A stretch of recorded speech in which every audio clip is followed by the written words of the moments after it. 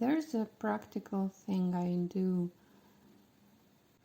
to lessen my mental load as a neurodivergent person, which helps me in a multitude of ways. It helps me reduce the possibility of overwhelm very greatly. It also takes away the possibility of some anxiety flare-ups where they might be triggered by food anxiety, for example. And it just frees up a lot of time too. And this thing that I do is making supplies. Now, I started out on this journey about 10 years ago, and how I started out was actually thinking about something else to make my life a little bit easier. At the time, I would regularly eat about 2 cans of tuna a week, and every time that I had this tuna, I would go to the store, I would buy the can, then I would eat it. And I thought to myself that I was actually not feeling that great every time I came back from the store with really heavy bags with all of the groceries that I had to buy and then carry. And tuna cans aren't the heaviest item in a grocery bag, but they do have some weight. So I decided to make each grocery haul lighter for myself, lighter by a can of tuna, which would make for a small stress reduction around grocery shopping. So I explored this idea for a while in my mind, and then I found a grocery delivery service and ordered a few months worth of these tuna cans for myself. I stacked them up in a pretty pyramid underneath my kitchen table, the one where I would eat my meals. And for quite a while, I didn't have to buy any tuna cans. I explored what this did for me. I noticed that I was a little bit annoyed that the tuna cans collected dust where they were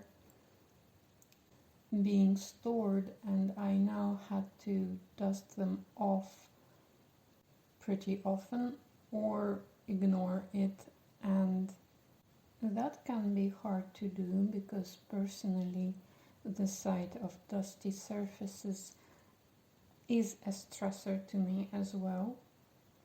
And then that's an extra task, which for a neurodivergent person is a whole different can of worms, not a can of tuna. However, this was how I then lived for a while, not making any adjustments. And the worst thing that happened was when I had a friend come over and see this small stash of tuna. And yes, if you're wondering, the kitchen cupboards were full, so that was the easiest place to store it. So this friend saw this stash of tuna and laughed about it. "Why would you want this huge pile of tuna?" they said. "So I don't have to buy it every time," I said. And that was the end of that conversation.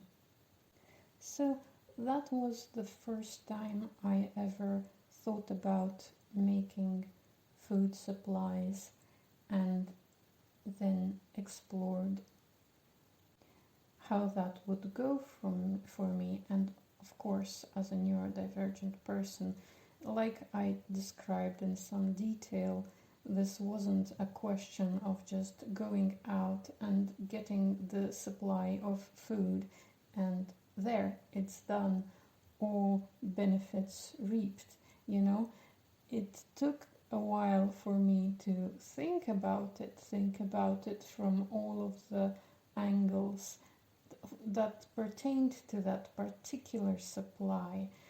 Then there was the storage, then there was how it would gather dust, then there was even the little funny social aspect where I was slightly judged for it, which in the end I discovered didn't bother me at all. But these were all considerations that I consciously went through, and that's also a mental load of sorts that went on to develop in my mind over quite a bit of time. Now, when the tuna ran out, I actually had to move to another place, and for a while my life was all upside down and all over the place. A few years later, though, I came back to this supplies thing, and it led me down a couple of further rabbit holes. I was obviously already considering that there are quite serious benefits to creating these supplies for myself, and this whole process does reduce the things like the grocery shopping weight, stress, and then thinking about one more item on your list is also this constant thing on the mental load list, right? So there were definitely benefits to that, as well as having like less anxiety about not having food around in the house.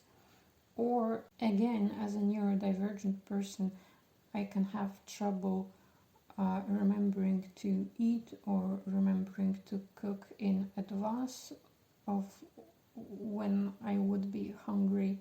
So it really always helps to have food around, and especially some food options that don't need a lot of preparation time, for example. There's that as well.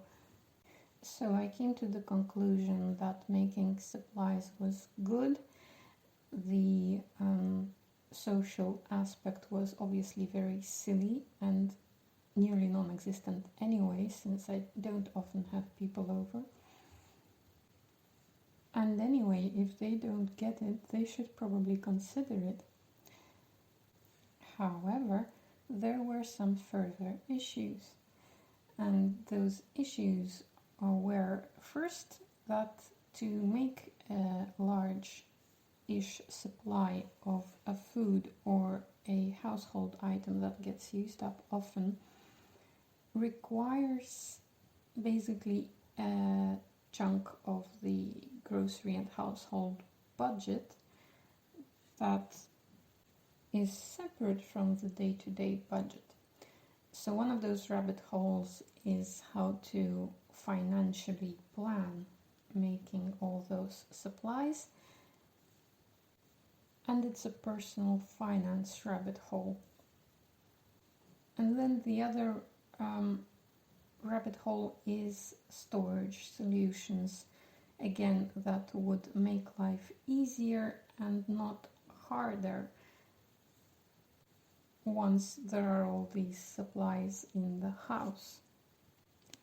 And I won't bore you with those right now. You've already heard enough about my tuna. But that was really to demonstrate how implementing a small thing has all these ramifications and turns into a whole long-term scientific project for a neurodivergent person, which requires a bit of mental work and other work up front over some time. to actually get to a point where this thing can be implemented.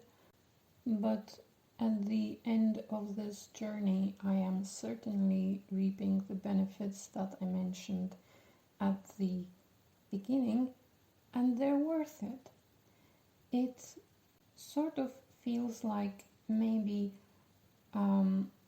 planting a fruit tree is like trying to implement one of those things, these life changes from scratch.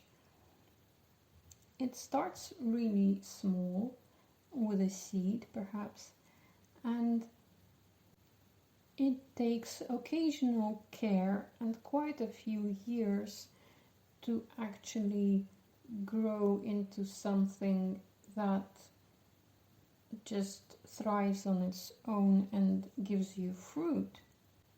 But at the end of all that work, you then have all this fruit, and all you have to do is pick it. And that's great. But it took a few years of care and waiting for that to happen.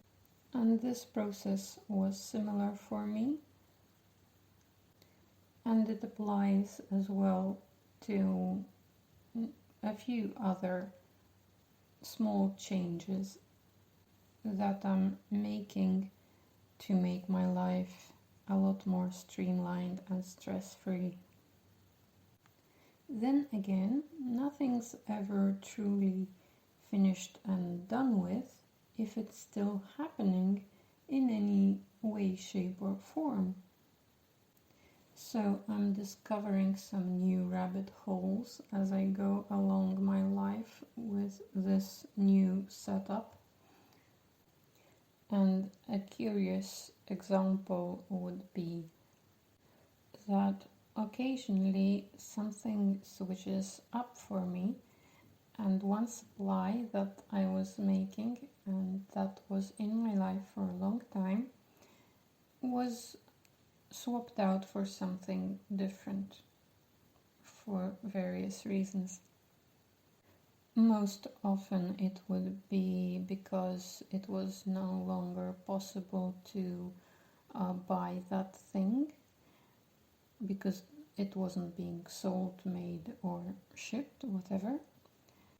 Or I found something else that I liked and that worked a lot better than the previous thing, and I wanted to buy that from then on. So then it's a whole thing where using up the old supplies is now annoying, or trying to give them to somebody is a whole thing, and I have to figure out what works best for me there. And now I am going to stop talking about creating supplies as a neurodivergent person, which I'm sure you see I can keep on doing for a while yet. So thank you for listening.